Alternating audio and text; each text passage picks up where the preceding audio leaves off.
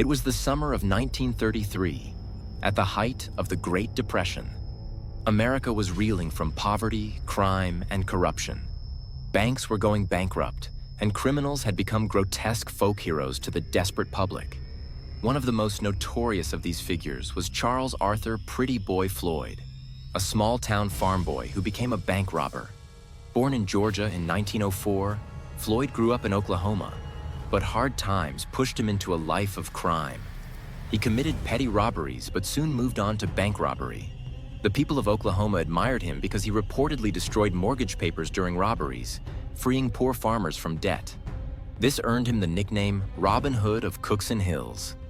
But to law enforcement agencies, Floyd was a ruthless criminal.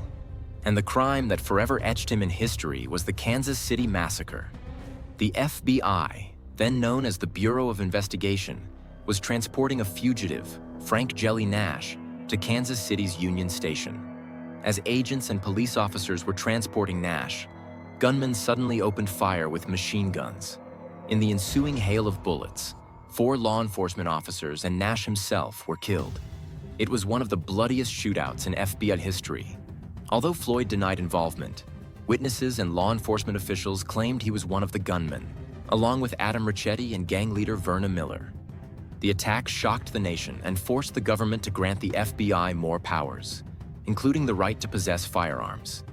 Despite his denials, Floyd's name was forever linked to the massacre. He fled and hid, but his reputation grew. To some, he was a folk hero fighting banks, but to others, he was a ruthless killer. A year after John Dillinger's death, the FBI focused its full attention on Floyd. In an Ohio cornfield near East Liverpool, federal agents surrounded him. Some say he was shot while trying to escape, while others say he was killed after being captured. The Kansas City Massacre forever changed American law enforcement. It propelled the FBI into the modern era, giving them the authority to pursue and apprehend armed criminals across state borders. And even today, Pretty Boy Floyd, the so-called criminal, remains one of the most famous and controversial figures of the gangster era. But one thing is certain: Pretty Boy Floyd died at the age of 30.